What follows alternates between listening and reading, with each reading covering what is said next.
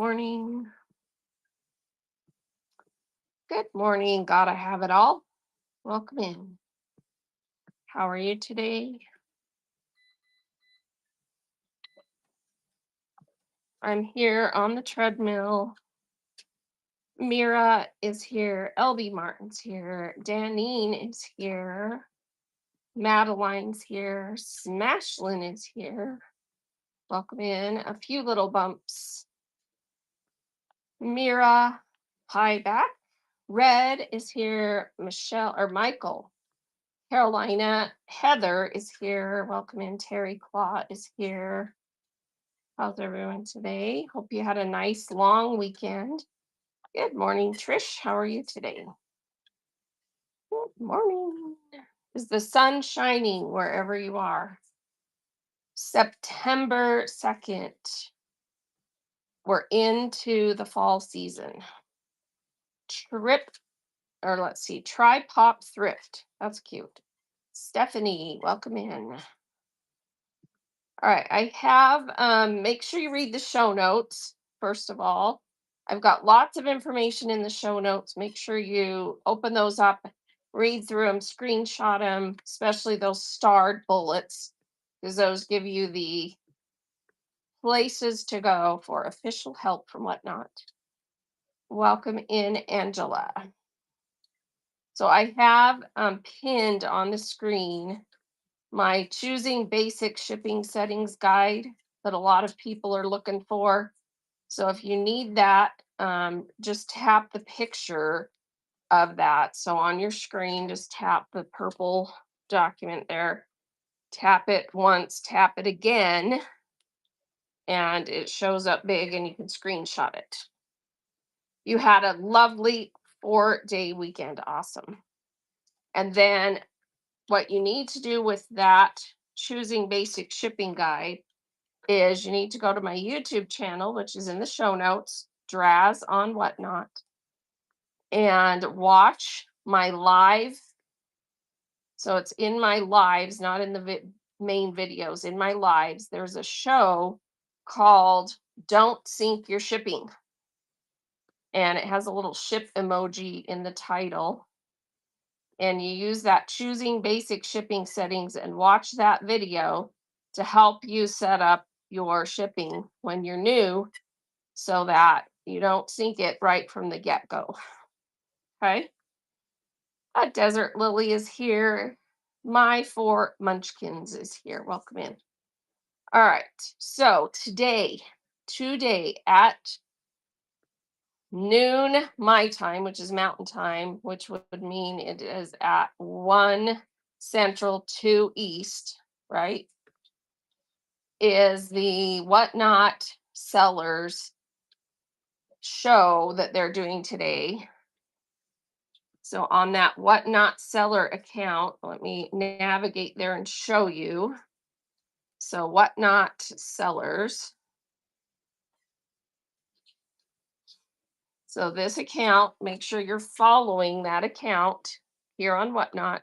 So it's just like any other account, it's an account. And they are doing today this show that is, oh, wait, this didn't update. I thought it was today. Oh, no, it's the 16th. What the heck? I swear they just changed this because it was showing that it was today when I looked earlier. Did I look in the wrong place? Okay, well, I lied. So the 16th, I think they changed it. So the 16th, they're doing live selling basics, showing you how to set up, stream, and sell. And then tomorrow, they're doing new product updates. I swear I looked this morning and it was the second today. So I think they switched it. But anyway, make sure you have those bookmarked. So tomorrow, we're going to hear about new product updates. And then on the 16th, those of you that are brand new, they will walk you through the just very basics of how to set up, stream, and sell. Okay. So make sure you have those bookmarked. So that's Whatnot Sellers. It is the very first starred bullet in my show notes. Any questions about that? All right. So during this show, if you have any questions you want to ask, please just put a question mark on it in the chat so that I see it. Hey, Andy, welcome in. Good morning. I'm going to mod you. If you can, stay. If you can't, no worries. Hey, Farmhouse Gypsy. Kim Thee is here. Emily Wins is here. All right. And yes, hope everyone had a great 4-day weekend. Smooth operator if you got one. Rugby. No, Ruby Riggs. Wow. I screwed that up. Ruby Riggs stalled in time. Welcome in. All right. So read the show notes and ask questions with a question mark in the chat so they show up bold. Tell me what you're needing help with. And I was just thinking this morning, I preload my shows at least the night before, if not a lot sooner. So actually, like my Thursday show for this is already preloaded.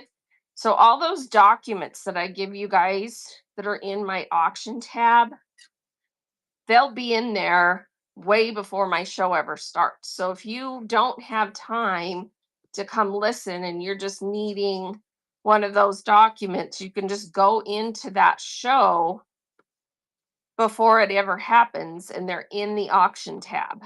So let me just show you what I mean. So click the shop. So click the shop button. You forgot to load for my show today. Uh-oh. So you just go into the shop and then navigate to the auction tab. Your screen will probably start in the buy it now. But just click the auction tab and there's 11 documents in there that you can screenshot. So these aren't anything I'm selling. These are just for you guys. They're cheat sheets for you guys to screenshot to have all that information. Most of these that are the official ones from Whatnot are also available out there on the Seller Academy or in help.whatnot.com under the different topics. But it's hard for sometimes for people to find things. So it's consolidated here, those 11 different things. Now, some of these are mine, like the choosing basic shipping settings. That's not official Whatnot. My top 10 tips, that's not official Whatnot. The rest of it pretty much, let me just look, is most of it's official Whatnot. So, oh, the 5Fs at the bottom, those are mine.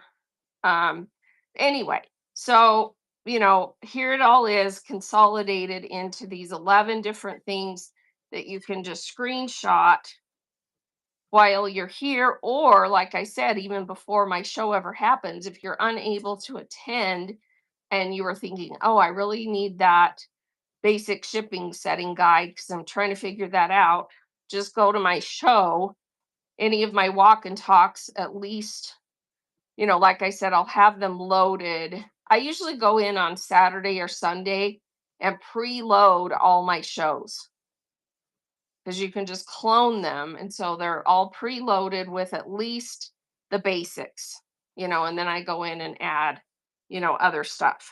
But so all the basics are there already before I even do my show. So you can go into the show, go into the auction tab and see all those documents. Welcome in, Fishing for Decor. Tamra is here. Chula's here. Welcome in. So, yeah, if you have questions, things that you're trying to figure out, trying to find, please ask them in the chat with a question mark so that I can help you out. Hey, Sarah WW's here. I haven't seen you in a while. How are you doing? Ferrari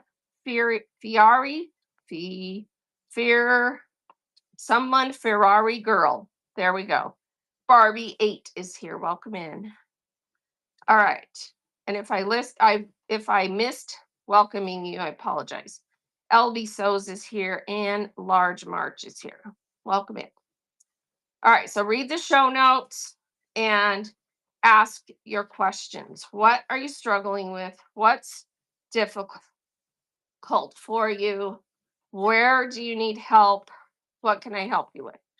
Mainly, I'm here to just answer questions, guide you to where you can go, and try and help motivate you with things that you need and provide all these guides. So, just tell me what you're struggling with, what you need help with. Do I use special lighting in my shows? So I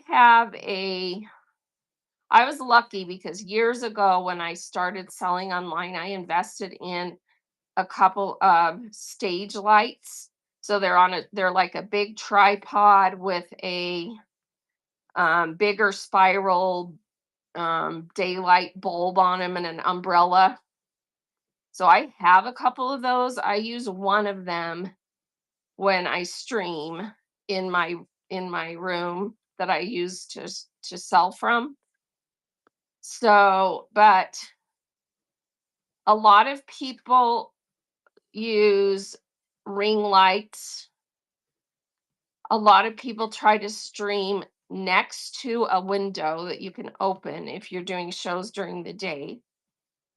It just depends, but here's one tip that I think is really inexpensive that you can do, and that is to whatever room you're streaming from, replace the light bulbs in all your fixtures with what are called daylight bulbs. It will be annoying for everyday living, but if you don't use that room for everyday living, you can just replace all the bulbs. If you have overhead lights, lamps, with daylight bulbs, because that's a cheap way to just go get a lot brighter lights in your room. I personally hate ring lights. I think uh, depending on where you position them, they always put a reflective ring around everything you're showing. And if you wear glasses, we get to see your eye, we get to see this ring instead of your eyes if you show your face. Now, if you don't show your face and you have it positioned so it's just lighting up the area, you're fine. So you just have to experiment with different things to see what works for you. So, but yeah, lighting is an issue. You've got to make sure you have good lighting because people won't stay in your shows if they can't see very well. It's annoying and they'll leave. So make sure you have good lighting. You're welcome. And I'm always fidgeting with mine because sometimes I don't like how it's showing. Hey, what goes around? Welcome in. All right. Anyone else have any questions? Just put them in the chat with a question mark, and I will try and help you the best I can. And what about a phone stand? So the one that I use, again, I already had a tripod, but I bought another one because I have one sitting here next to my treadmill that I use. And I just bought an inexpensive one off of Amazon that already has the phone clip attachment on it. And they're really not that expensive. I think it was less than $25. And it's not the sturdiest, greatest, but it works. And so as long as you're not tripping over it and banging it and dropping it all the time, it'll hold up. So just a little tripod. It extends up, to about 5.5 feet or whatever, and it has a ball jointed phone clip already on it. So let me see if I can show you really quick on my. I'll just take the phone off for a second and just flip the camera really quick and show you. So it's just, see the phone clip? That's what it looks like. And it's ball jointed. See the ball? And then it's just a little tripod that I've got sitting here. Excuse my room here. This is one of the rooms I store some stuff in. So yeah, it just looks like that. And you can get it on Amazon. So yeah, you are welcome. Otherwise, you can also get, depending on how you're showing things, You can also get some that just sit on a table and you can angle them to look at your stuff. So it depends on, your setup. Most people find a tripod better just because it can be independent of the table and sit next to it, and you don't have to, bump, aren't constantly bumping it or having to take up table space with that. Okay. Welcome in, everybody. Thanks for being here. Read the show notes and make sure you go into my auction tab and copy any of those documents that you need that have different tips and tricks about all kinds of different things. So I have oh, you're so welcome. I have the choosing basic shipping settings pinned on the screen because that's the one that probably most people are concerned the most about is shipping. Whatnot is very aware that that is a struggle for everybody. I assure you. Can they do anything to make it easier? I don't know because here's what you have to realize about Whatnot. It's a newer concept, a newer platform with the ability for people to come into an auction and buy as little or as many items as they want to during that show. And then we need to, as sellers, ship them the items they bought, whether they bought one or 50. And so the way that Whatnot shipping has to work is it has to be based on some kind of bundling concept to try and fulfill whatever people ordered because you have no idea, Whatnot has no idea until after the show what people are actually going to purchase, right? So the way that they have it set up, you are so welcome, Chula. So no, they had to set it up in a way that it tries to bundle together as much as possible what they bought in a way that is the least expensive for them. And so it really is based on what type of items you sell. Okay. So that's why I have that document, choosing basic shipping settings, because it's really based on what you sell, how much you sell, and what you're selling items for as far as being able to, on the back end, either pay part of the shipping as part of your business expenses, etc. Okay, so you just really have to read through that and figure out based on what you sell, the volume you sell at, what's going to work for you. And when you're new, that will be different than when you're more established and you can manipulate things a little bit better. Okay. All right. So, can I talk about? I'm reading a few little bumps, how the shipping adjustments work and the steps to use them. So, it's pretty much automated. And what that means is when you go to ship, if for some reason you have to unbundle someone's order because they bought too much and it won't fit in one box and it wasn't automatically unbundled, then you're going to unbundle their order into two different packages. And if when you unbundle their order, it's going to put it into, well, pretty much automatically when you unbundle someone's order, that means it's in two different packages and it's going to use one of your 5 weekly adjustments to cover the cost. And it's Whatnot is covering the cost for that for the first 5 times that you have to adjust an order. Okay, that's what it is. It's a freebie to the seller saying, we get it, shipping's difficult, 5 times we're going to cover any adjustments you have to make that would normally cost you money. Okay. So, first and foremost, always ship your largest orders first so that if, or I mean, I'm sorry, ship your, wait, let me think about what I'm trying to say here before I say it. Okay. So you have those 5 adjustments, right? You want Whatnot to cover the largest adjustments. So you ship your largest orders first so that if they have to be unbundled, the cost is covered by those adjustments. And then on smaller orders, if there's an adjustment later on, it's a smaller charge that you end up having to pay. So that's first of all, okay? That you don't automatically, you don't choose to use them. You just use them by default by having to make that adjustment.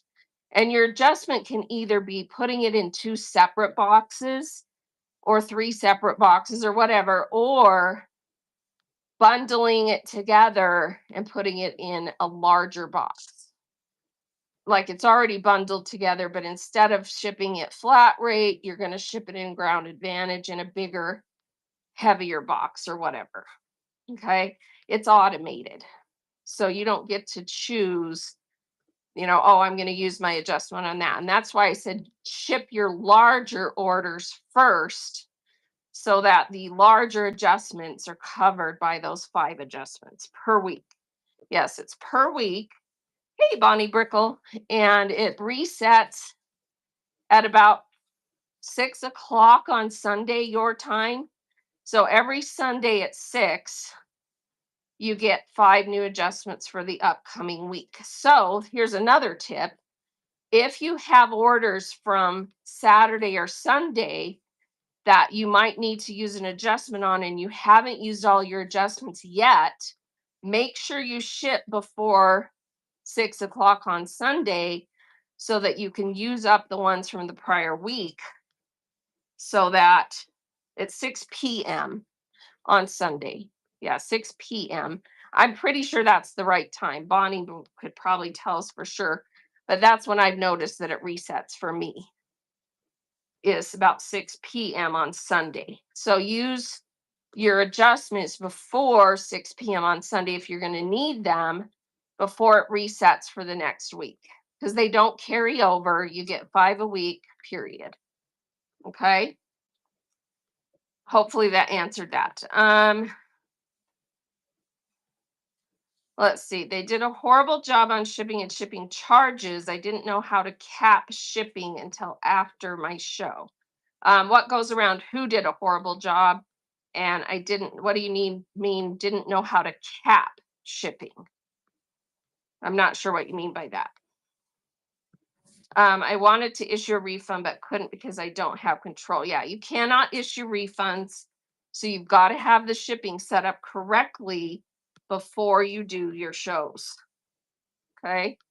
You've got to have it set up correctly. So if you don't know what you're doing with shipping, don't have shows until you're ready to be able to fulfill shipping. So what I would recommend is have some practice shows where you actually invite people, your friends, your family that live close by, and actually have them purchase some items and practice doing the shipping so that you know how it works and you're going to be able to do it.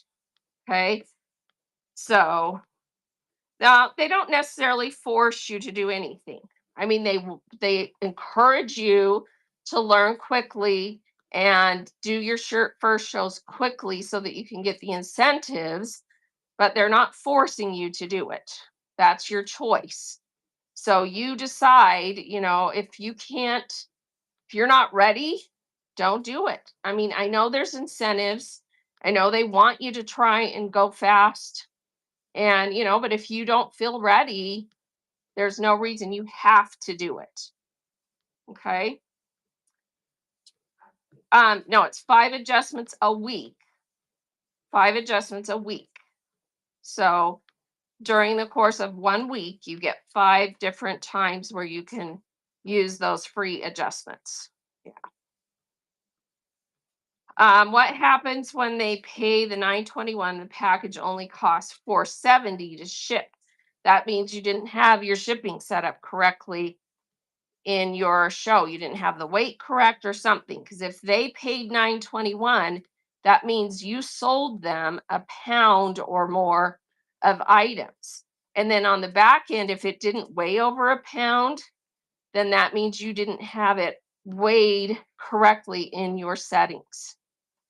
So that's why it's important to make sure what you list, the weight is accurate, because it's bundling those to charge the correct shipping. So if you had an item that you sold someone that was listed as weighing a pound, but it was only, 8 ounces, then it overcharged them the shipping based on what you put in there as the weight. So you've got to make sure your weight is accurate on the items you sell. Now, when you're more established, you may notice bigger sellers who sell everything at one weight. That's because they've decided for their business the way they want their business to work, they're willing to cover a good portion of people's shipping costs because they're selling enough at, a huge enough volume and able to, you know, people are, bidding things up. And so it's included in the cost of what they sell that they're then willing to pay the extra shipping.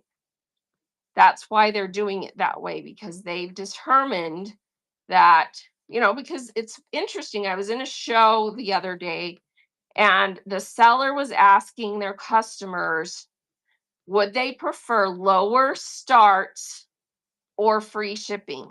And not a single person said lower costs. They all said free shipping, free shipping, free shipping, free shipping. And Whatnot has done research, and that is what people want. People want free shipping. It's a mentality. They don't want to pay the cost of shipping. Um, and if you think about it, you can control whether or not you bid on something, and you may or may not bid. It may not get bid up very much, but if it does get bid up, then, that's the cost of the item, but you don't have as much control over that as a customer as if there's reduced or free shipping. People want reduced shipping or free shipping. Okay.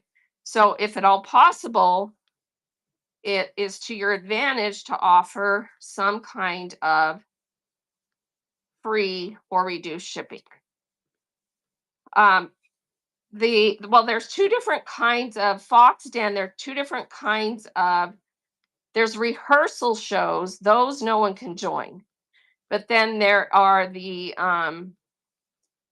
practice shows that you can send people a link to join those, and it's actually a live show. It's just no one sees it on the schedule because it's private. Sorry, it's called a private show. I was using the wrong term.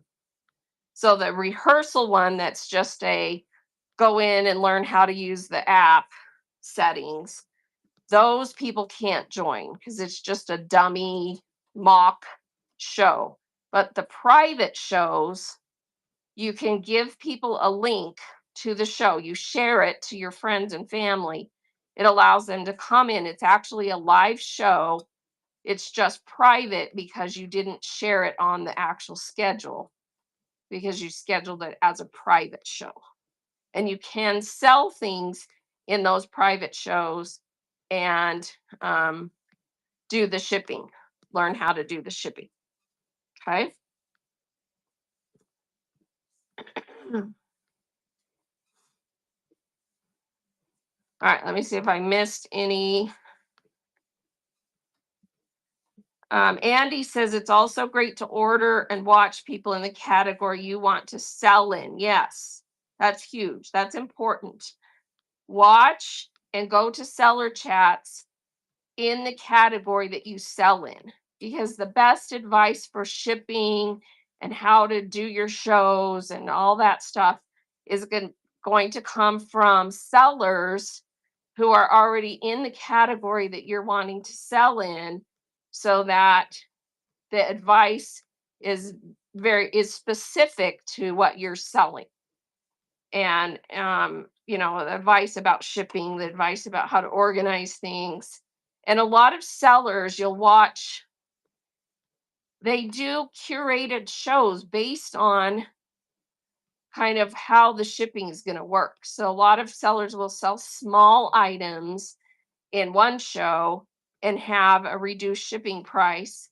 And then in a different show, they may sell bigger, larger, harder to ship, bulky items and not offer reduced shipping because they simply can't.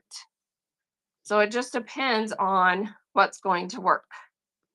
Okay. If you do the free shipping, I imagine you can't use adjustments.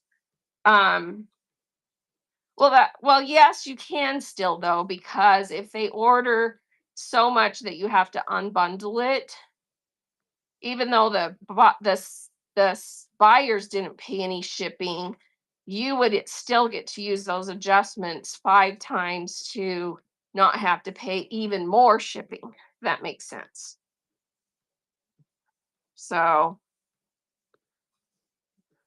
and then the Rusty Rooster. Any idea what percentage of buyers are men? Ooh, that's a good question. I have no idea. So, and I don't even know if I'm trying to remember. It's been so long ago since I signed up. Is that a question they ask you when you're first signing up for whatnot? Do they ask your sex? Someone tell me if you remember. I don't think they do. So if they don't, there would be no way to find that. Oh, they do. Okay. So if they do, then whatnot probably has a statistic on that. I can definitely ask. So let me screenshot that question and ask. Because that, depending on what you sell, that might be, something you would want to know. I don't know if they would tell us, but they might give us an idea. So Nurse Gone Crazy says, don't sell bricks and crystal in the same show. Right, exactly.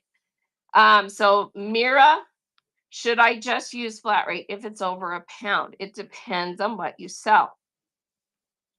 If you sell things that most likely will always be able to be bundled and shipped in the flat rate packaging, then yes, absolutely.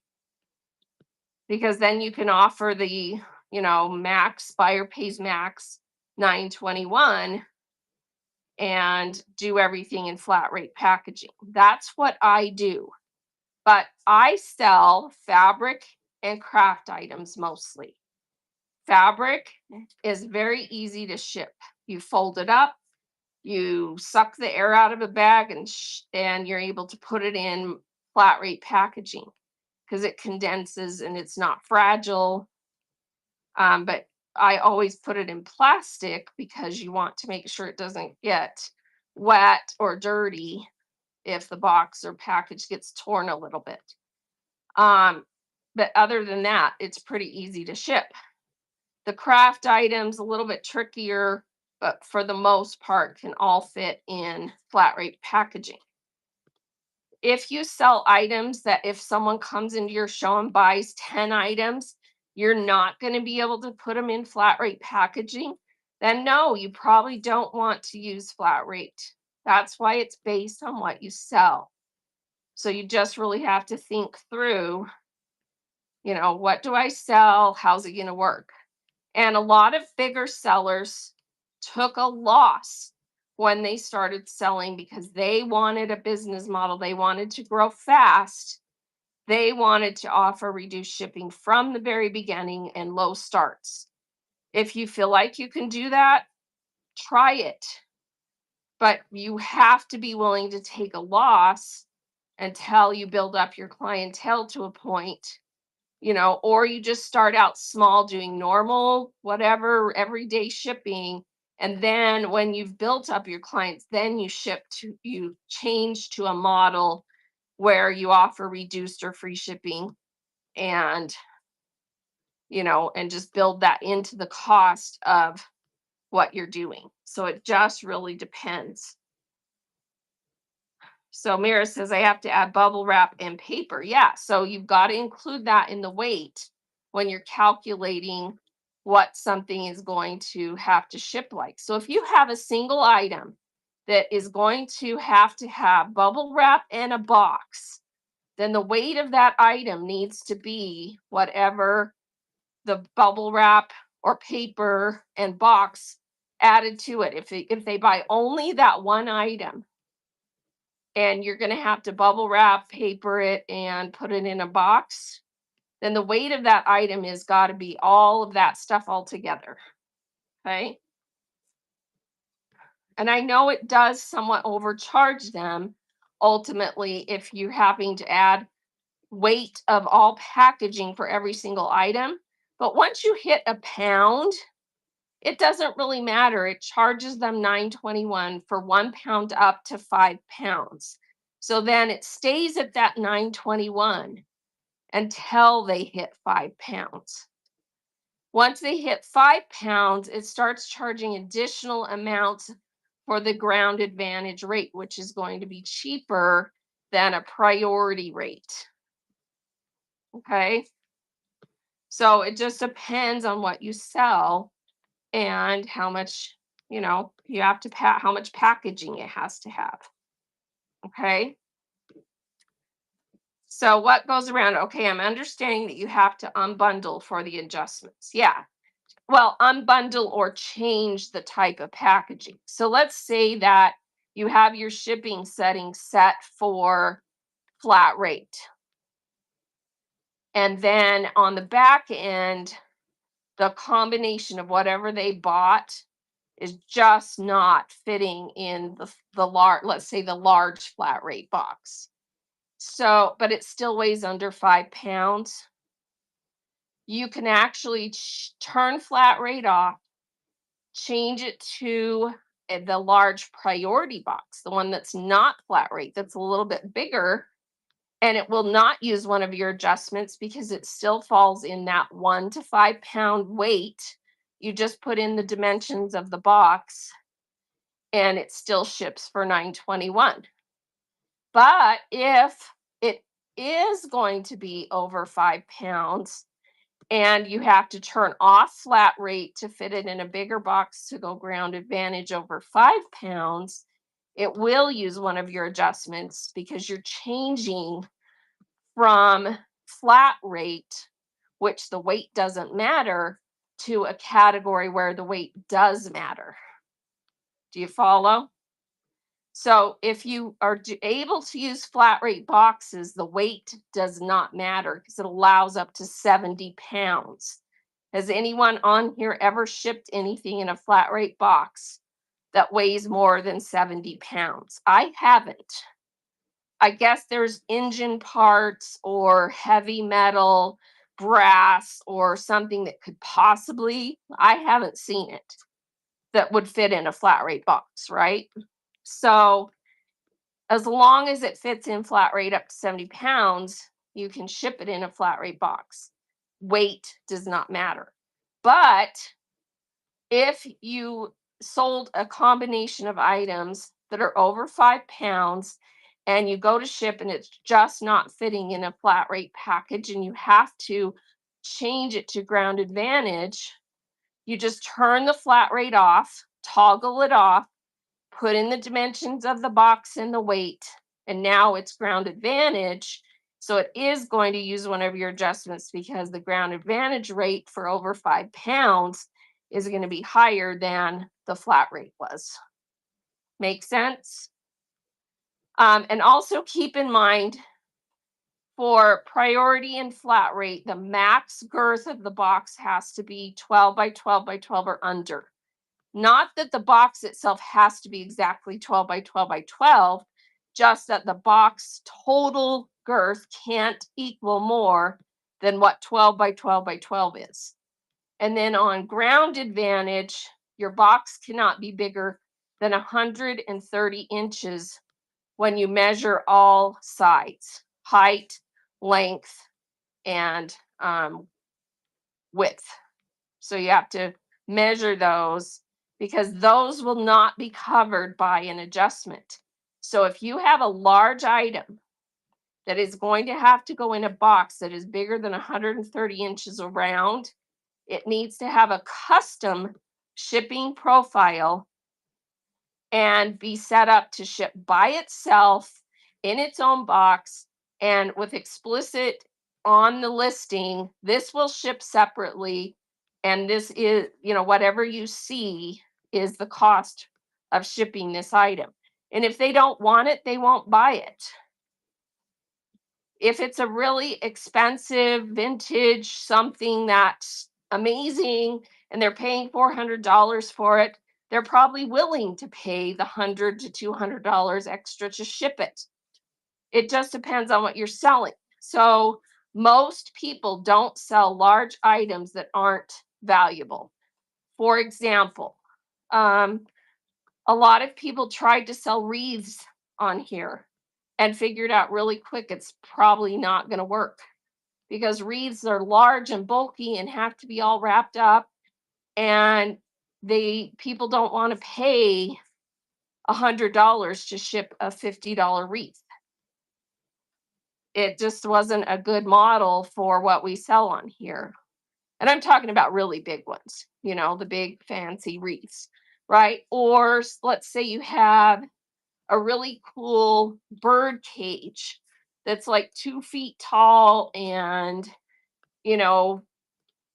30 inches around. Probably not a good item you want to sell online. Sell the bigger items on Facebook Marketplace or your local, wherever you sell locally, if you sell locally. Don't pick up items like that if, because on any platform, really, it's a pain in the butt to ship large, bulky items and it's very expensive. So only if you're selling really high end, valuable, collectible things that it's worth it, that people want to pay the shipping, then okay. But see what I'm saying? It's just tough for the average seller to be able to sell those big, bulky items if they're not high value items. Mira says, I've been doing max shipping and ground advantage, but I guess I had priority checked for 921. I don't know. I haven't seen anyone pay more than 921. So if you had your so I think what you're saying is that you had it set where the cost of shipping was set for buyer pays max 921. So yeah, you would only put that in there if if you're willing to either cover the cost or you're doing flat rate.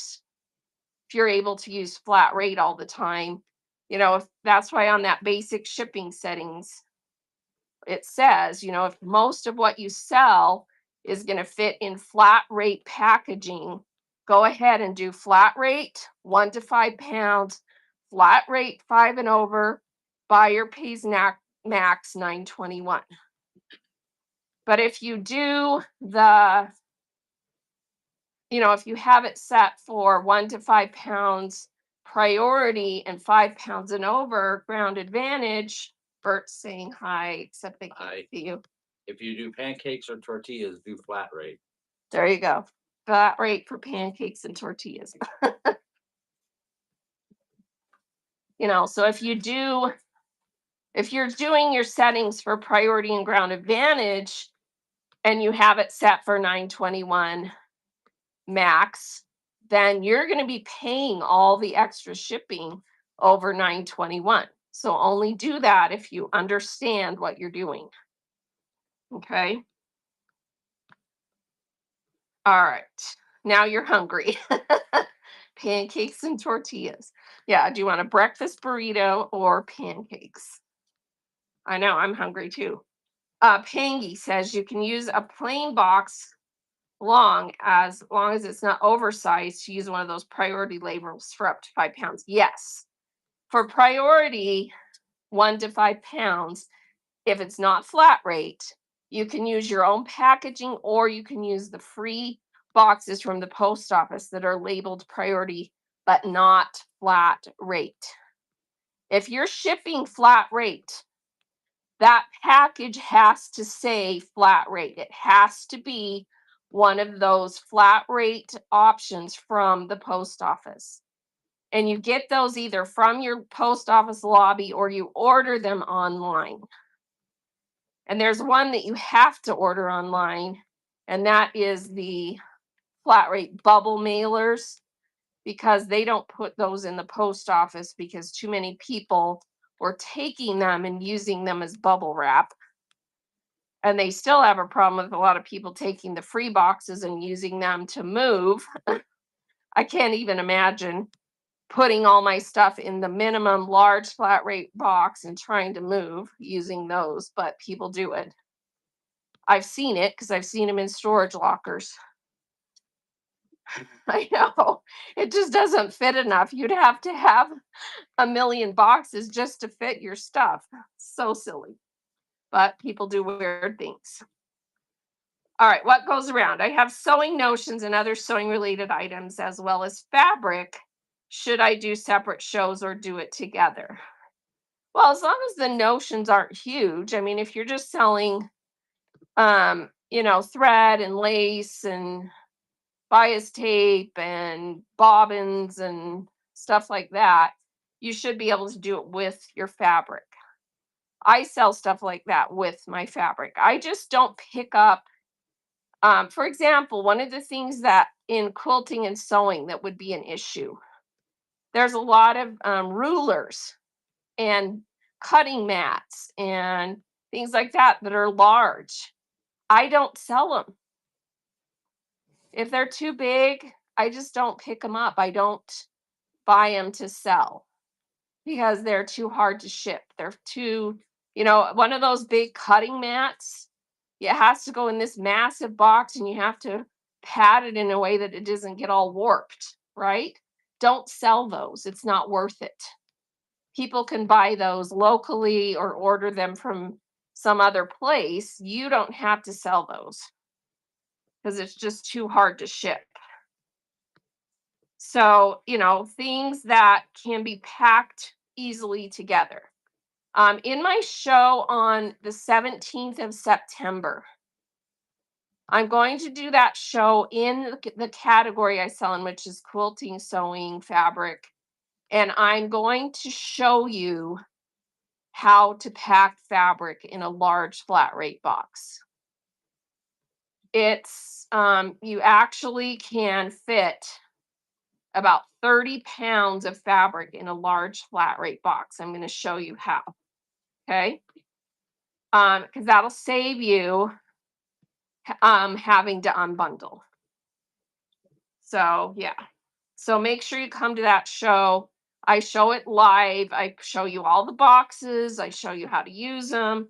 I show you how to set your shipping settings, all that good stuff. And I did that in the show that is on my YouTube channel called Draz on Whatnot.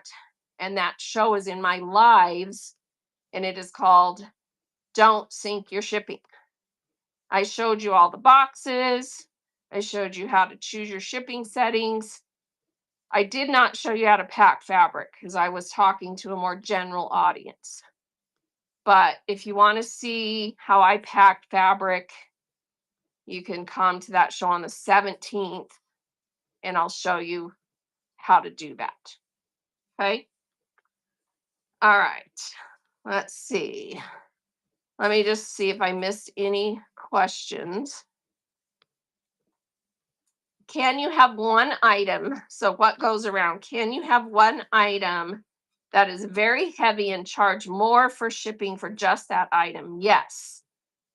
But you cannot do that in a show where you're offering buyer pays max $9.21 because it's only going to charge them $9.21 no matter what you have set up in anything else.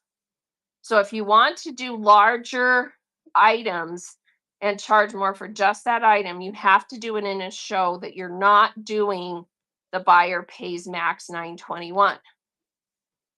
So you would do it in a show where you have your shipping settings set for either, well, you can have your shipping settings set for whatever, just as long as you don't have the buyer pays max in there. You have it set for buyer pays all shipping cost, and then you do a custom shipping profile on that item. So I'll give you an example.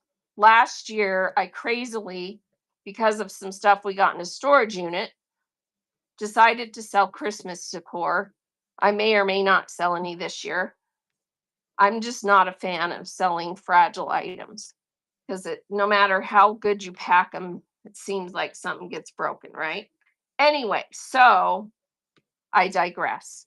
So I had these big Santa figurines, like the big Fabergé Santas that are about 22 inches tall, cute, adorable.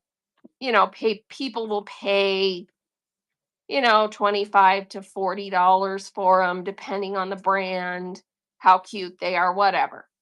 And I put in my shipping profile a custom profile called Large Santas because I had like 5 or 6 of those. And so when they would buy one of those, it said right in the listing, this will ship separately. And I put that shipping profile on those Santas when I listed them, and I did pre-list them. It was not a random pull. I had to pre-list them. And when they bought it, it shipped separately in its own box for the price it showed them. Okay. So you do have to set up a custom shipping profile. Look that up in help.whatnot.com. It explains it pretty well. You just create a custom shipping profile.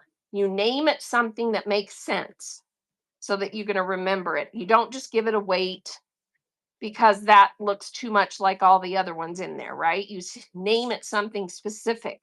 Like I said, I named mine Large Santas. I'm not going to forget that one, right? So then you set it up and you put in there exactly the size box you think you're going to need. And you can put the weight and you can put how many items can go in one box. So if you're wanting it to ship separately by itself, you specify one item per box. And then it knows that item charges and ships separately. So it will unbundle it from any other items they bought. And the customer will know that ahead of time because you will show it, tell them that, it says it in the listing very clearly that this will ship separately. Okay. All right. Let's see.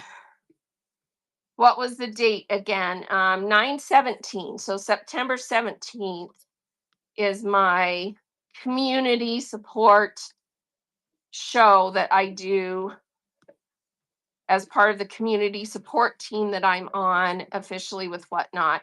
And I will be showing, how to do the shipping because that's our topic for this month again is shipping. So I will do that on the 17th. Is there a way to bundle without paying the 30-cent per transaction fee for each item? Well, so yes, the way that you do that is instead of running the items separately, each item, you just have to set up and you have to be very organized and very patient to do this. And you put it in the show notes how you're doing it. But you tell people that they are going to claim the items. So you show an item. So you sell patterns. So you would put a pattern up for someone to see, and you're telling them that you can do it one of two ways. You can run it and then let people pick a pattern, like have 5 or 6 sitting there and run it. And then whoever wins picks a pattern. And then you can offer the option to bundle any of the other patterns for a set price. And then they will tell you in chat, oh, I want to bundle number 3. Someone else wants to bundle number 4. But you have to be able to keep separate the items they actually purchased already from the items that they claimed. And then you start a bundle for them of the claimed items, and you have a separate pile of their items that they already paid for. Or you can do a complete claim show where nothing is run until they want to check out. So they just start claiming the items, and then at the end of the show, they say, okay, I'm ready to check out. And you add up their items and either put in the buy it now or run for them their total. And then it only charges one transaction fee for that bundle versus separate transaction fees for every item you run. The caution with bundle shows is inevitably someone will come in and claim a bunch of stuff, have a bundle, and then leave and never come back and check out. And then you lose out on those sales because they didn't check out. So you usually would want to have in your show notes, that if you leave without checking out, you forfeit your items, A, and B, I won't allow you to purchase in a bundle show again because you've forfeited. If it's a friend and they fell asleep or something and they message you, you can be kind and sell them their bundle, on a buy it now item. Okay. Yes, people would recognize it as you could say something like a bundle claim show, and they will recognize that terminology. The person to watch who's a master at doing this is So Snappy. So Snappy. She sells fabric that way. So if you want to learn how to bundle, she's not going to necessarily show you the back end. You might ask her if she would be willing to share how she does it, but you'll see that she'll put like 4 or 5 fat quarters out, and people get to pick one, and then she runs it, and then someone wins the bid, and they actually have the option to then sweep, meaning take all of them, the one for the cost that they actually picked, and then the bundle price is actually higher, but it makes it so they don't have to pay, run each item and pay the transaction fees and everything. So, because a lot of people just like that it does it all in one transaction, and it doesn't charge their card every transaction. So, and then she offers, if they don't sweep the bundle, take it all, then anyone else can choose to bundle any of the items she has showing. So she's got to keep track of who bought one item, who wanted to sweep or not, and who wanted to bundle any of the other items. And I think she just has, a system set up to do it. And I've done that before on certain items. I've done a claim show on rubber stamps. We did one successfully. I've done one with patterns before, quilting patterns. And let's see, what else did I do? I don't remember, but I don't love to do them. Oh, I know one. We had a couple of bins of not video, of DVDs out of a storage unit. And so late one night, we did a claim show. We just showed all the DVDs. They claimed them. We ran their bundle for them at the end. It worked for that. DVDs go for cheap, most of them. And they were happy because they got to pick the ones they wanted. And there were some in there for the people who were collectible DVD people. I know nothing about what movies are collectible or not. They found some in those storage unit bins I had, and they were thrilled.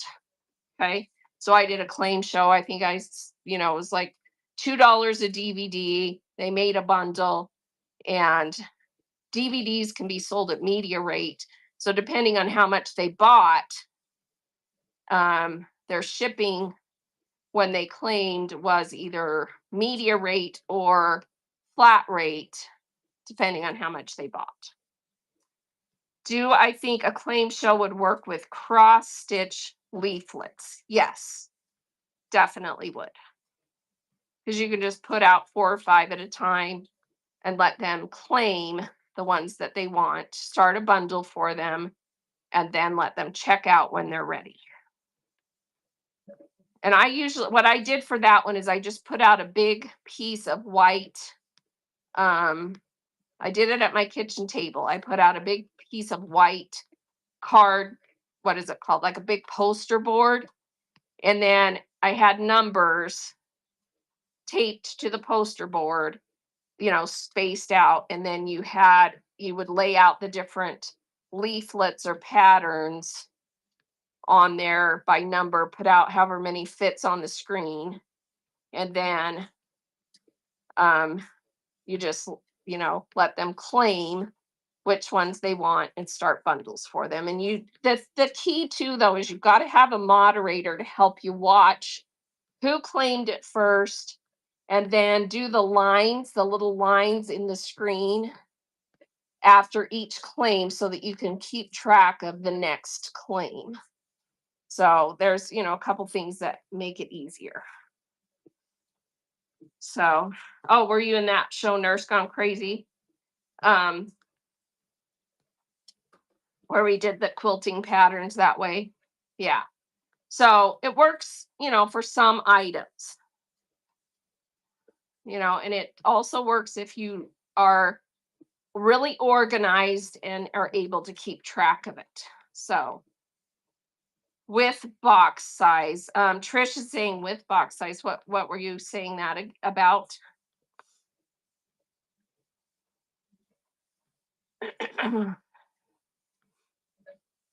So Dawn said, I just did my first bundle show on Saturday with patterns. I didn't sell a lot, but I liked the format. Yeah. So the reason it's kind of nice to do bundle shows with stuff like that is they aren't necessarily big sellers all the time. And it's disruptive in a regular show to stop and do something like that when you're regularly selling. What I would suggest is use patterns and books and stuff like that as buy it now items. Put them in your buy it now.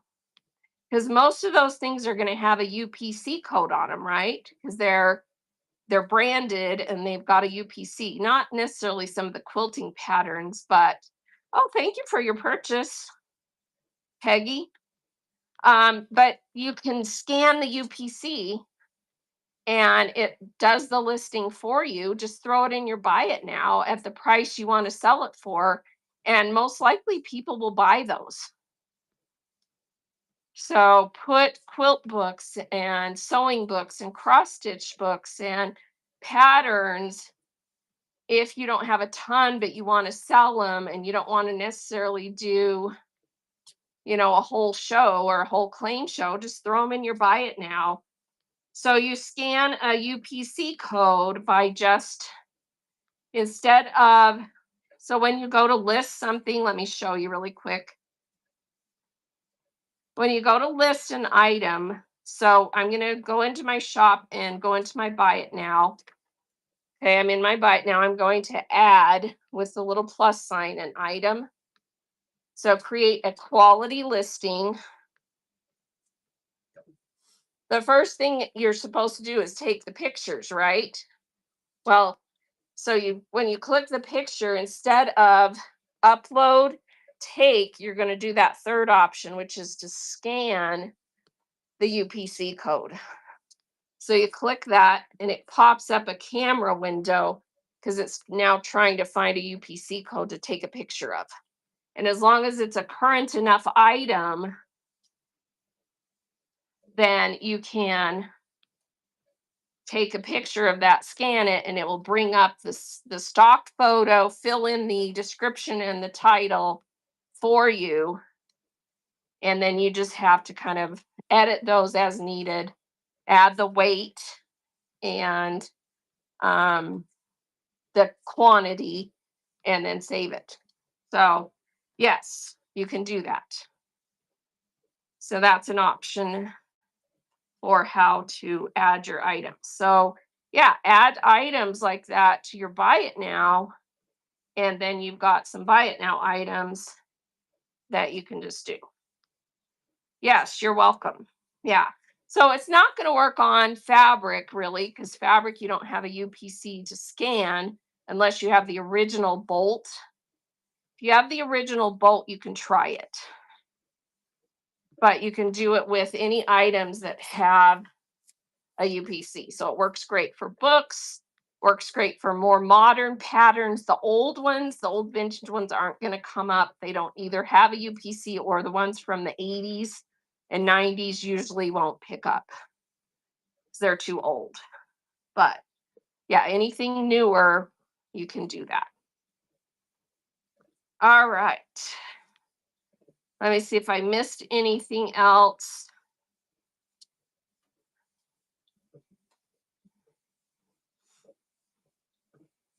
All right, I think I got all the questions. So if there's any other questions, so make sure you read my show notes if you're joining. Thanks for joining Sunshine Vintage. And read the show notes, and then also go into my auction tab and go through those documents and copy anything you need in there to help you. Okay.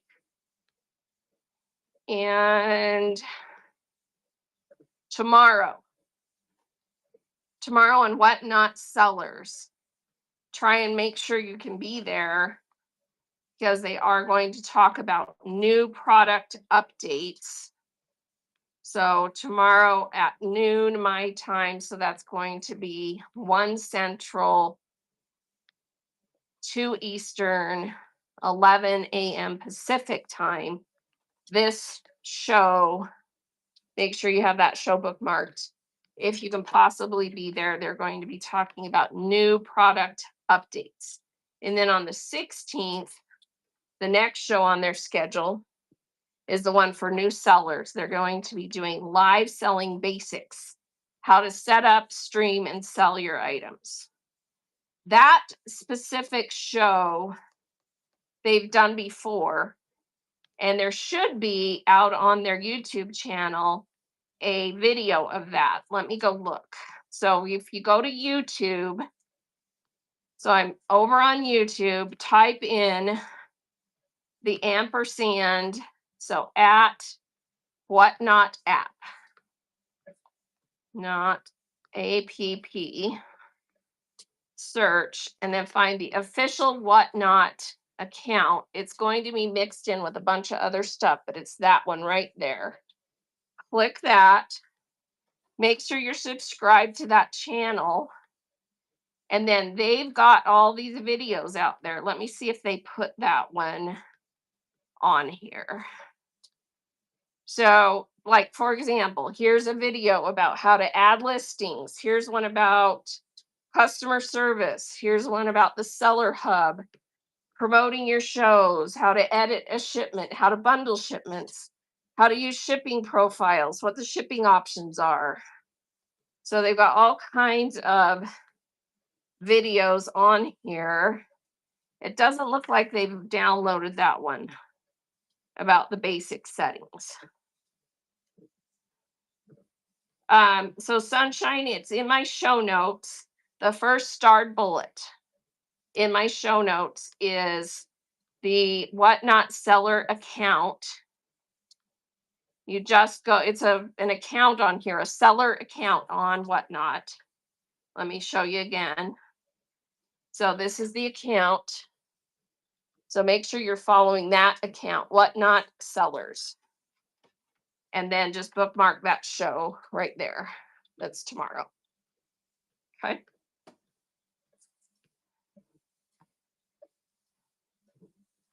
And yeah, just go to that account, make sure you're following it, and bookmark all the upcoming shows. They do about 4 or 5 shows a month, and most of them are interviews or updates, or they talk about a specific category, or they do new seller stuff.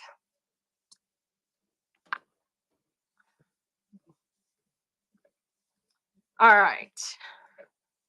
Let's go over the documents in my auction tab. So everyone just press the shop button. So just click the shop button and then make sure you're on the auction tab.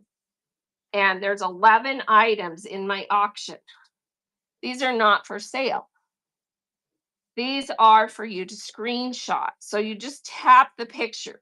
So the very first one in there, attracting and keeping buyers. If you need info about that, you just tap it again, bring it up big, screenshot it. This one has multiple pages, 2 pages. So you just screenshot those, gives you all kinds of tips about things you can do to attract buyers, tips and tricks for live selling. Okay. So that's one. And then I've got choosing basic shipping settings. We've been showing that one. Now, the third one in there is my top 10 tips for new sellers. Tap that, tap it again, take a screenshot. It's my list of everything except for shipping is on there of all the things you should be doing. And nothing on there is outdated because it's just really the basics of what you should be doing to have good, potential for growth, because you're doing all the things that will keep you on an upward trajectory as far as growing your business on Whatnot. My number one tip, I still am flabbergasted that so many people don't do number one. Schedule a lot of shows. So as a new person, you may be in the mindset of, I got to have a show scheduled to have one, right? But if you don't have more shows scheduled for people to bookmark when they come to your first show, how are they ever going to find you again? Scheduling shows is the number one way to be found, because your shows show up on the schedule. And when you have a show, people can bookmark your future shows. So schedule a lot of shows. If you look at my account, okay, go into my profile, tap my name, and go into my shows and see how many shows I have on my schedule. I have a few more than the average because I do these walk and talk shows. But if you scroll and scroll, I'm still scrolling. You can see I'm scrolling. I have shows scheduled out through February 4th. Have a lot of shows scheduled. You can always move them. You can always reschedule them. You can always change whatever the show is. So you can schedule 10 shows at a time when you schedule your shows. So there's no reason for you not to schedule a ton of shows and then just have them on your schedule. What goes around? Thank you so much for the tip. That was very generous of you. Appreciate that. So have all those shows on your schedule so that people are bookmarking those. And again, don't ever cancel a show, just reschedule it, move it if you need to. Okay. And then you don't lose those bookmarks. Right. All right. So that's my number one tip. If you do just that, it will help a lot. Okay. Yeah, I could be selling. It would be hard to be selling for my treadmill though. But I do this because I love to help other people be successful. I truly do. It's my way to give back to the community. If you're not community minded on Whatnot, you're going to struggle. It really is a social platform that is all about community. And you can do much better as a collective, helping each other, supporting each other than you can by yourself. So it's a huge, be part of the community. Yeah, new concept, sell and walk. Maybe I should try it, right? I guess technically I can because I always do have items in my buy it now that people can purchase. I don't sell very much during my walk and talks, but I don't care. I'm just, like I said, I'm here on my treadmill. I'm going to be on it anyway. And the idea was brought about because I was like, I'm on my treadmill. What am I doing? I'm watching whatnot and buying things. Instead, I'm going to go live and chat with sellers who need help. So there you go. That's how it became. And I was trying to decide when I started. I need to look in my history and see when I first started doing these walk and talks, but I know it's been more than a year. So, holy cow. I've been walking and talking for over a year. That's crazy. All right. So number 2 tip on my top 10 is go live, obviously, because you've got to do shows to be found. You've got to have them scheduled and then you've got to actually do them. Interesting fact here. The other day there was a glitch in the matrix, a glitch in the whatnot system where it was actually showing shows that people had scheduled, but they actually never went live. Normally they disappear pretty quickly, but it was keeping them on the schedule. Did anyone notice that? Where you would go in and see the list, the lineup of shows that were, upcoming or live, and mixed in there were shows that never actually started. It was very interesting. I scrolled through and I was like, there were a ton of people who had scheduled shows and never showed up to start the show. And they didn't move it because it was still sitting there on the schedule. Don't do that. Okay. Move your show if you're not going to show up for it. A. And B, if you're going to schedule a show and you want to be on here, show up. Because a big part of being successful on whatnot is just simply that, showing up. You show up, you do your show, and you keep showing up, and then you're going to grow and, be successful on the platform because you keep showing up. And it's hard when you're new. It's especially hard now because the platform is becoming has grown so much and is becoming more and more crowded.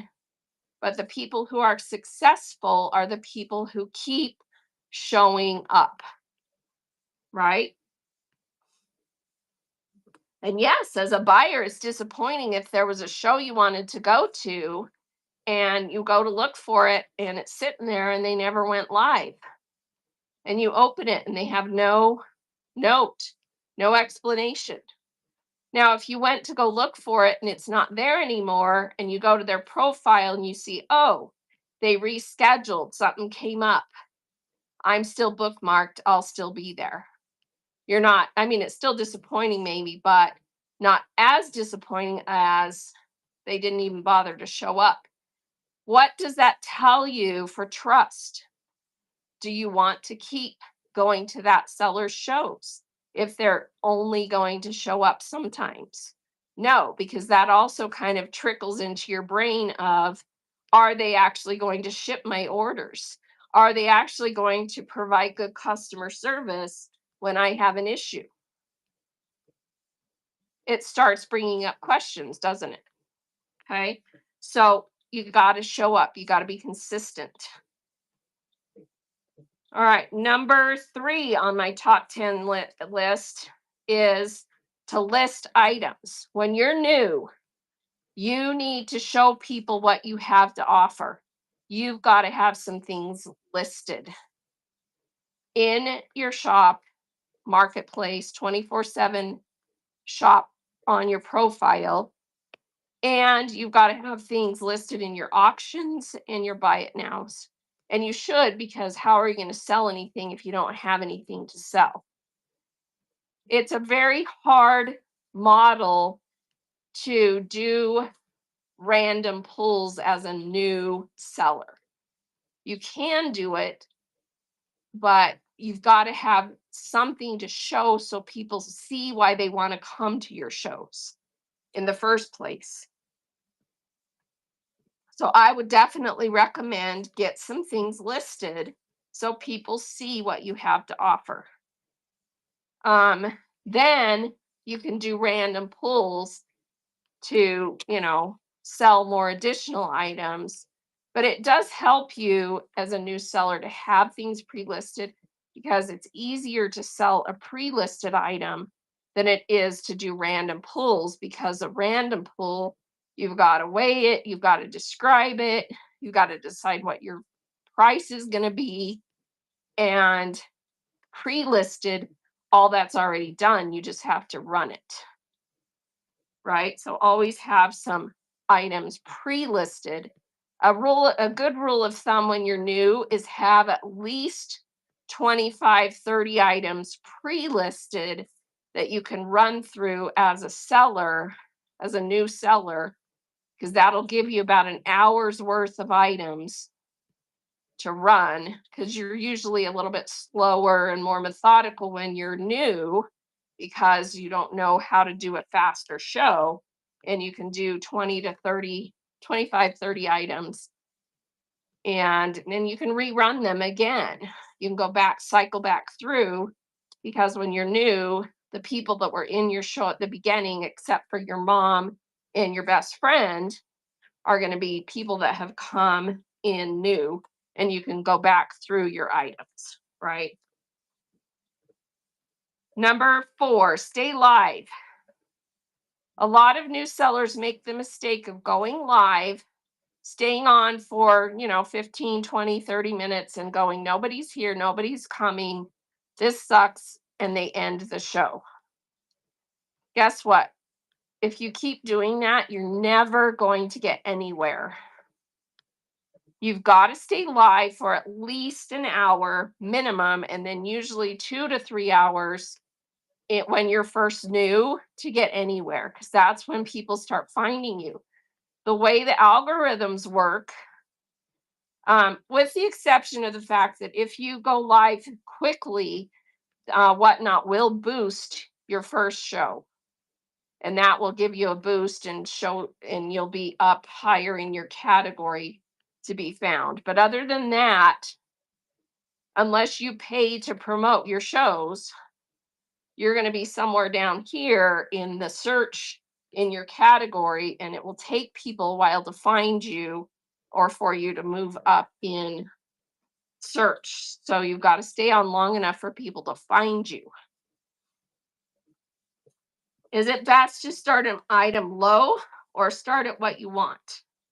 I would say when you're new, it's best to put a fair but what you want to make price on your items. If you make the mistake of starting low when you're brand new, unless you did a lot of networking and got a big audience, you will sell them at that low price. And then you'll be really bummed at the end of the show because everything sold for what you started it at instead of getting bid up. So, if you know you're going to have a big audience and things are going to get bid up, start them a little lower. If you are new and you have no clue what kind of audience you're going to have because you haven't been on here networking, you don't have a lot of friends, you don't think a lot of people are going to show up, definitely start it at what you're comfortable selling it at. Fair price, but low enough people will bid, but high enough you're not going to be super bummed if it sells for that price. So that's a good rule of thumb. So you just kind of have to decide. And also, if you always start low, it sets the precedent that you're always going to start low. And then if later you decide you can't afford to do that and you raise your prices, it's going to affect you negatively because you've gotten people used to the lower start. So you just have to kind of gauge. And even seasoned sellers will sometimes raise their price starting bid because if there's a time of year, the slower times of year when you don't get as many people in your shows, you can't afford to sell everything for $1 or $2 or $3, and they'll raise their prices. And that's fair because they have to be able to make, what they need. So you've got to always be gauging, what it's like, what the environment's like. And I'll be honest with you, it's a crapshoot what any given show is going to be like. You just don't know. That's the honest truth. You just don't know. Even seasoned sellers, you go live one day and it's just like, where is everybody? Crickets. You just don't know who's going to show up, you know, who's actually got money to spend, whatever. You just don't know. And there are trends like the end of the month and the very first of the month are sometimes tough because people are out of money. They spent their wad paying rent, mortgage, bills. They don't have any money at the beginning of the month. Middle of the month is usually better than the beginning of the month and the end of the month. So, yeah. Okay, yeah, I can look at that New Mexico and I'll respond. I'll check it after the show. So yeah, you just have to kind of, so there are some trends. Summer is always slower. End of May through beginning of September is the slow time for retail, for all buying. It just is. People are summer vacationing, getting ready for school, doing other things, and it's a slower time. There are businesses that make 80% of their income from September through December. So, and into January, depending on what you sell. Depending on what you sell, because some people who sell in other categories, they make a steady income all year round because of what they sell. It just depends.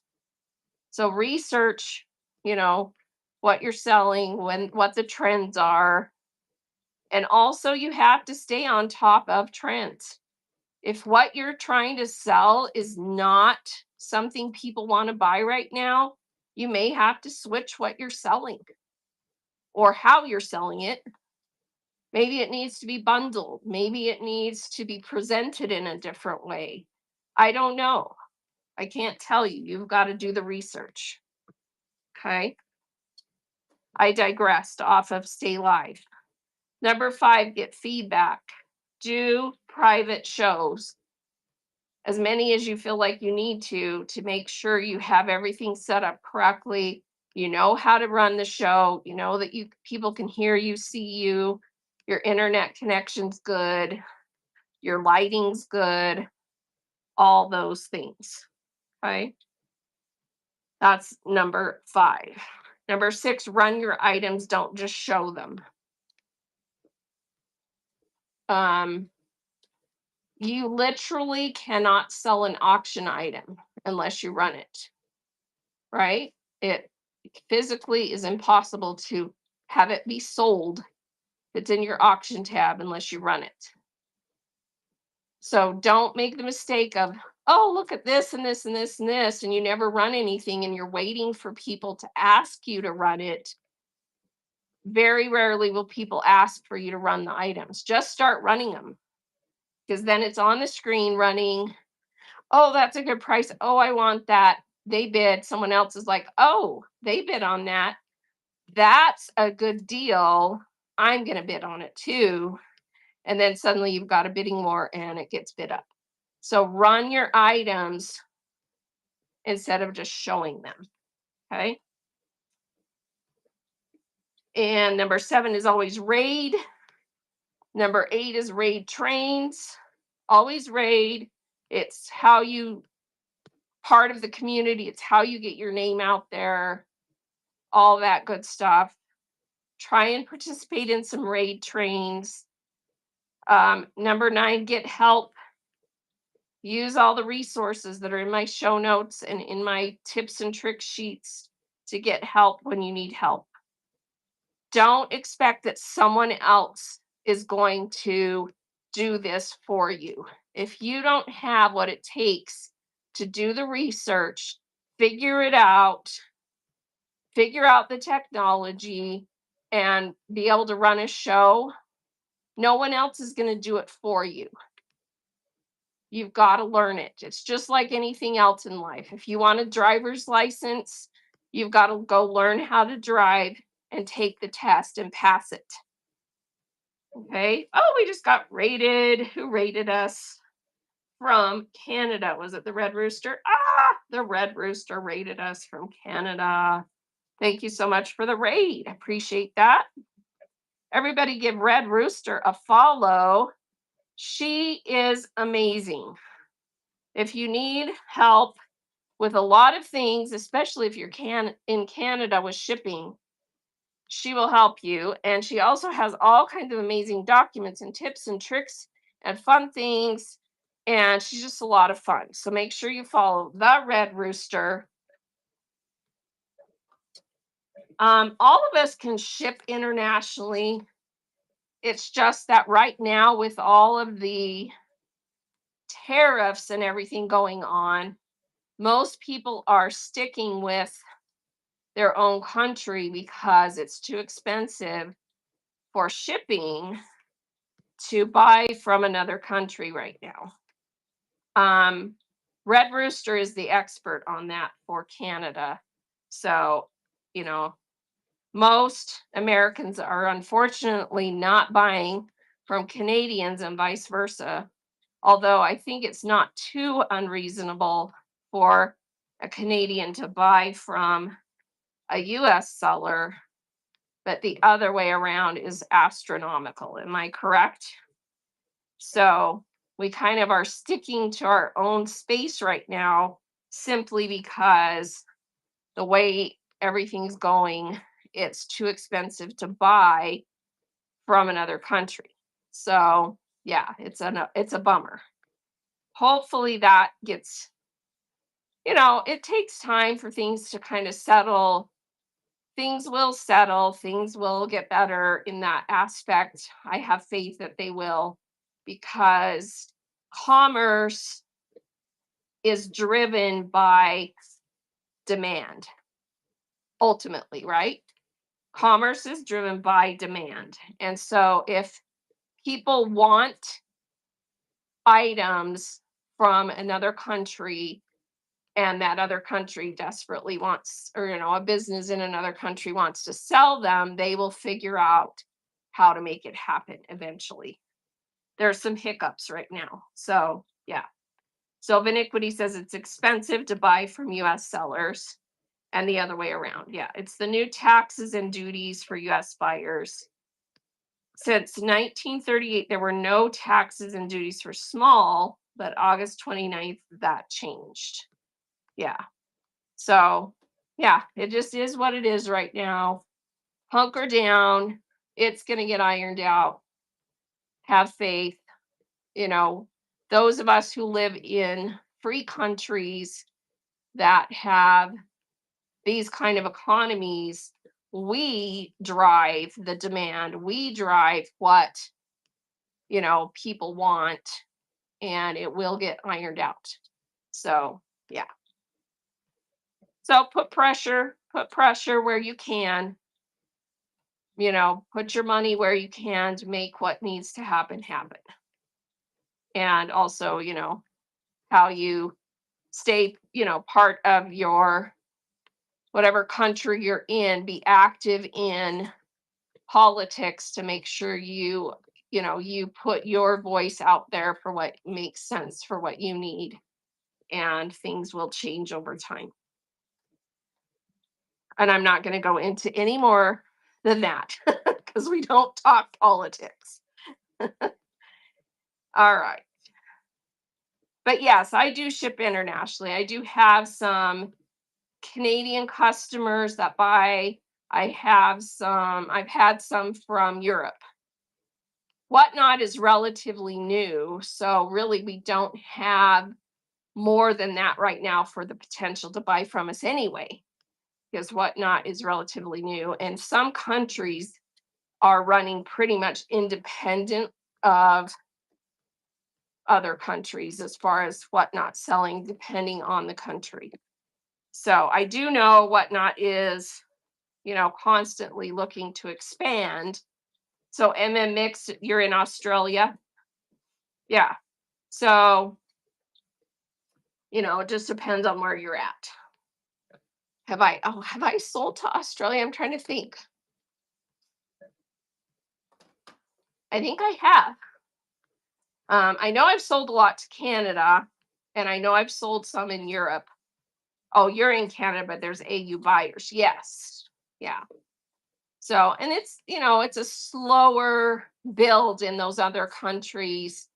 Whatnot's new in the United States, but they're even newer in those other countries.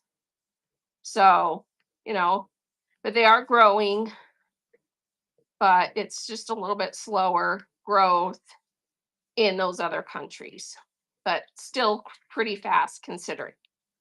So, and I know they are always looking for opportunities to expand into other countries. So, state of the world right now, hard to know what's going to happen, but that's the that's how it is right now. Oh, so Pangy says she sold some patterns to Canada last week. Yeah. So it does happen. People just have to be willing to pay the shipping. And so it does work sometimes. Welcome in, Faith Vintage Crafting and Peanut. How are you today? All right, we just got rated by the Red Rooster. Everybody give the Red Rooster. Let me give her a shout out here. And everybody give her a follow, please. And go bookmark her shows. She does chat shows almost daily, seems like. And she does like work alongs, talk alongs, and has all kinds of good advice. And if you're in Canada, she is your best friend for all things. They've had a rough time over there, you guys. Give them some grace. I mean, they had postage problems because they had all kinds of what do you call it when they go on strike? Postage strikes. And then we've got the tariff things going on now. And yeah, it's important that we support one another as, we're all part of Whatnot. Doesn't matter what country you're in. We are all Whatnotters, right? So just support each other, do the best you can, do what you can to help each other out for sure. That's how I feel. That's why I'm on here doing this. If I didn't feel that way, I definitely would not be walking on my treadmill and sharing information with all of you. That shows you how much I believe in this platform. I would not do this if I did not feel like it made a difference. I like to help other people. I feel like what I'm doing does make a difference and help build the community. And also, it's a give and take because it helps me too. It helps me grow, helps get me noticed. I get new followers and so on. It's a win win. And I'm helping other people learn and grow and be successful at the same time. So it's a win win in my mind. So I hope that you guys feel good about that as well. Dawn says, you are a huge part of getting me started. Thank you so much. You are so welcome. Yeah. And I mean, I'm only one person. I can only do so much. I feel bad that I can't, be in everybody's shows, mod for everybody, buy everybody's stuff. If I could, I would, but I can't. And although I was learning about quantum physics the other day, if you want your mind to be blown, go learn about quantum physics that basically says things can be in more than one place at a time. I don't know. Don't do quantum physics if you can't, if your mind can't grasp it. But anyway, I can't do that. So as far as I know, I can't do that. And so what I can do though is this, and be here and help you guys out by sharing information and giving you direction and hopefully giving you tips. Yeah, quantum physics is very deep thinking, and I don't know, my brain gets kind of muddled if I go down that road. So, yeah. But we were talking about it the other day, and I was just like, I have a son who's pretty much genius level IQ, and he likes to go down that road a lot. And I just look at him like, okay, that's great. You do you, because my mind's blown. Yeah, I'm saying what goes around, if I can actually add something up, I'm doing good that day because I don't do math, let alone quantum physics. Yep. So, yep. Yeah, brain got split into too many places at once. Yeah, exactly. Oh, thank you, Nurse Gone Crazy. I try. I try. One thing I do feel like, yeah, math is the pits. I agree. And my daughter is really good at math and is going to major in accounting. And I'm like, I love you. You can do my taxes for me when you grow up. But yeah, I just was thinking, I oh, which is funny because I sew and I know, right? We sew and we have to do math, especially if you quilt. There's a lot of math in quilting, right? But fortunately, they give us lots of rulers and tools and patterns, and you can watch how to do things, and then you don't really have to think about the math. You just do it, right? Fortunately. So, yeah. But anyway, so that's what I do, what I enjoy, and I have a background in training and teaching a little bit, and I really enjoy it. So it's one thing I can do to give back to the community. All right. Um, so if you're joining new, just make sure you read the show notes and give those a screenshot because there's a lot of info in there, YouTube accounts, different whatnot official sources that you can go to get help. And then also take a minute to browse my auction items, which are not items for sale. They are my tips and trick sheets that you can screenshot to help you as a new seller get all the information you need. So just go through there. Lucky buys, welcome in and hello. Hello. All right. Any other burning questions, things people need to talk about? I do this show every Tuesday and Thursday morning. Next week, I don't know what it's going to be like. Let me tell you my life for next week. I have one granddaughter. She's a year old. My son and his wife are going to go on a trip to Florida to Disney World for a week, and I get to have the grandbaby for a week, which is awesome. But she's one and she walks and she's into everything and she's amazingly smart. And so I don't know if I'm going to be doing a whole lot other than taking care of her next week. We'll see. I know I'm going to be exhausted. So we are going to try and do our regular schedule. So if you come in and I've moved it and I'm like, ain't happening, you'll know why. That's why. Was I the seller that had the group where we could rate each other? Where we could rate each other. I'm sure it was a difference. Yeah, it wasn't me. Um, I'm thinking you might be thinking of Tweetco. TWEET Co. She does stuff like challenges, and she does like just raid whoever kind of stuff a lot. So yeah.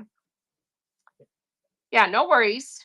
Yeah, Grandpa Bert will do a lot of helping with the baby for sure. For sure. And he's really good with her. So, and she is very close to both of us. We caretake her quite a bit during the week. About 3 or 4 times a week she spends, 4 hours with us while her mom's at work. My son is a nurse and he works 3 12-hour shifts, and then so he's usually like on 3 days off 4 days, or on one off one, then on three. I don't know, he has a weird schedule. And between the two of them, they are usually able to care for her most of the time. There's a few times a week, through 2 or 3 times a week, where we get her for about 4 hours where their schedules are where they're both working. So that's been a lot of fun to take care of her. So she's everybody's biased about their grandkids, but mine's definitely top 10. Cutest, smartest, amazing. She is adorable. If you've been on some of my shows, you might have seen her briefly because she'll come in at the end of some of our shows when mom's dropping her off, and I'll show her off a little bit. She's adorable. So big smarty. And I'm hoping they'll make me another one when they're on this trip, so that she has a sibling and I get another grandchild. I'm crossing my fingers. I told them that. They looked at me like, whatever. Make me another grandbaby. So, yeah, they're going to Disney World kidless, and they're meeting with my son's best friend and his wife, who are also leaving their kids with the grandparents. So, yeah, I'm like, okay, I'll watch her for a week if you'll go make me another one. They just look at me like, ha ha. So, yeah, manifesting another grandbaby. Yep. We'll see. So, anyway, I need to get going. I've got to get some shipping done. And we're not actually doing a show today unless I decide to do a pop up later on. And we are back at the estate sale on Friday that we're doing. So if you are inclined to bookmark that for me, I would appreciate it. That's on Friday. We have we're doing our upholstery fabric, home decor fabrics tomorrow, crafting Thursday, and back at the estate sale on Friday. Yes, grandkids are the best. I love my children, and I never knew how much I loved my children until I got my first grandchild, right? And then it's just like it all comes together. It was all worth it. So, yeah. All right, you guys. Let me go see who I can raid. Too far away to think for grandbabies. Yeah, a couple of you are still, Andy is still in the thick of it with the kids. It's worth it. Hang in there. So, yeah. All right, let me go see who we can raid into, who's out there. Red Rooster obviously is done with her chat show this morning. Let me see if someone else is doing a seller chat, or if you know of one that you want to go to, let me know. Otherwise, we will, kind of, let's see. All right, so I'm going to put this out here. Corey Man X is doing a seller support show right now. He's got colorful language, but he has amazing advice. Do you guys want to go to Corey Man X? I won't go there if you guys don't want to go there, but he does have amazing advice. He's a successful seller. If you guys are okay with the colorful language, and he's a little bit rough around the edges kind of guy, but you can get some good advice in there, we can go there. You can always say hi for a minute and swipe out if you're offended, but it's a good one to raid just because he does give good advice. Yeah, colorful language is is what it is. Yeah. All right. So let's go do that unless someone else is okay. It says sure, sure. Okay, so that's where we're gonna go. We'll right into Corey. And he helped me a lot when I was trying to figure some things out, helped me understand some concepts for sure. Like his mantra is RTS, which stands for run that SHIT, which is just my way of saying you ought to run instead of show, right? I just don't say it that colorfully. Here we go. All right, rating over to Corey. You guys have an amazing day. See you soon. Bye now.